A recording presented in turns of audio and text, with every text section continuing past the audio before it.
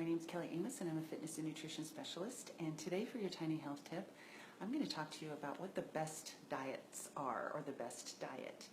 And I get asked quite often what my opinion is of different diets, or what diet I plan, or diet plan I follow. Am I paleo? What do I think about a ketogenic diet, which is the new trend?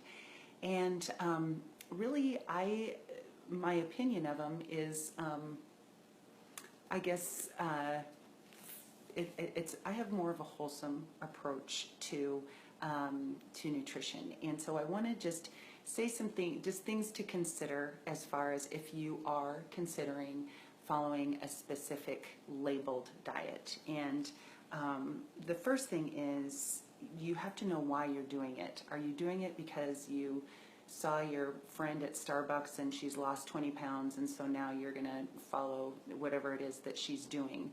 Or is it something that is just trendy and that's what the guy at the gym is doing, and so you want to do that as well? So you really have to think about when you're going to label, you're going to follow a diet that has a label to it. You really need to consider why you're doing it, and there are things that, if you are obese or overweight, if you are diabetic, if you have some other disease or health risks where nutrition, you might need something extreme, then absolutely, and under the care of a physician. But some of these things are coming into just the general population, and aren't really, people are just getting information off of Facebook or the internet and not doing the research themselves. And some of them, it is something that you should be consulting your physician as far as making sure that you're not putting yourself at health risk. So again, know why are you doing it, and is it something that's healthy? Is it something that's going to help you? And so where are you looking at the results? Are you looking at the results, or are you taking history? And not that I'm knocking paleo, but when some people will say, well, that's how the cavemen ate. Well, the cavemen only lived to be like 35. So there's no information as far as what their diet was like then, and how much that how much that helped or reduced and had a positive or negative effect on longevity. So what you're eating right now at age 20 and 25 and 30 and 35 is having an effect on you when you are 40 and 50 and 60 and 70 and 80. So yes, I think eating the wholesome foods and things, but taking it so literally, if you were going to do that, then you would get rid of your cell phone in your car and you'd probably start writing on the walls to communicate with your family. So really consider why you're doing it and where the information is coming from. If it's research-based or science-based, is it on humans or is it on rats or mice? And what, if it is on humans, is the group that you're looking at or comparing to, are they you? Are they similar to you? Or and what was the size of the test group? And what were the results after, long term? Because that's the other thing, is it needs to be something that you can sustain healthily for the rest of your life. So my tips for you as far as things to consider would be, number one would be, the question to ask yourself would be, have you been following a healthy, portion balanced, wholesome meal plan for the last 6 months?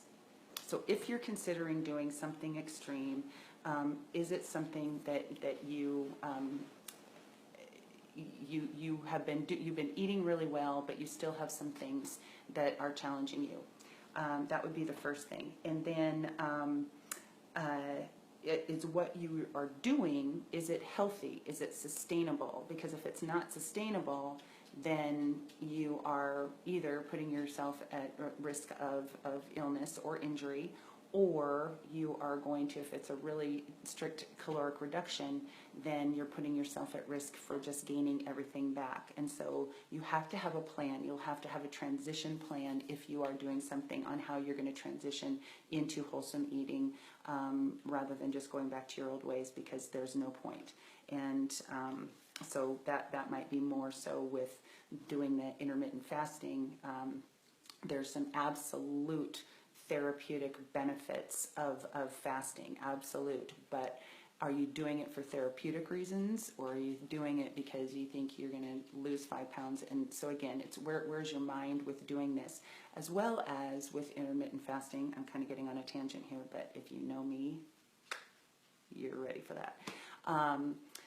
You might get, by the type of fasting that you're going to be doing, because there are quite a few varieties, by the type of fasting that you're doing, through your research, you see that this is the best thing for what I want. But all of them are going to have, they're going to have benefits, but they're also going to have costs. So you want to look at what are the costs of this, and if the benefits outweigh the costs, then yes. But you have to look at, if you're really challenged with this other hormonal imbalance, and you're female, and you're at this age, and these are the things that are going on, then that might not be the best thing for you. So that's the other part of this is, if you're doing something, if you do something and it's working for you, then it's working for you. That does work for you, but it doesn't. Your body is different from every other body, and so just because that works for one person doesn't necessarily mean it's going to work for another. And again, I'm pretty sensitive to different types of eating. My body is totally right now because of so long of being out of my routine, and so I just need to get right back into my routine. I'm not going to go look for something that's extreme to recover from this. I'm just going to go back to wholesome eating and the right balance of nutrition, and I know that will get me back to where I need to be.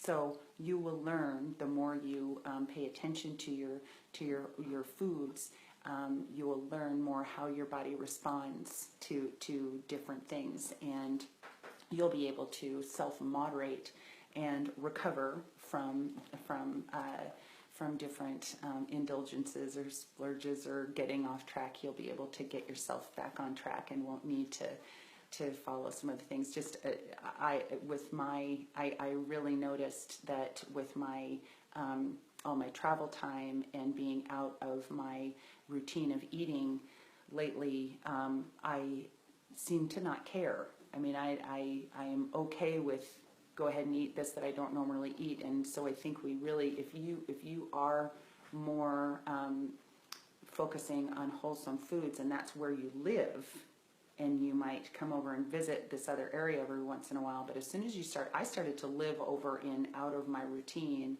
and not making my own food for too long, I started to not care. I mean, I started to, well, I already feel like crap, so it won't hurt to eat a few more chips. That's not going to make me feel worse because I already feel bad. So that's not a good place to go. You got to run away from that world. I hope this was helpful, and if you have questions or anything, please post here. Remember, tomorrow and Thursday I will answer, you asked, I answered, questions. So if you have any other questions, then go ahead and post them here, and I'll keep reading through the feed. And I hope you had a great day, and thank you for sharing and watching, and I will see you tomorrow. Goodbye, Lisa. Goodbye, Lisa.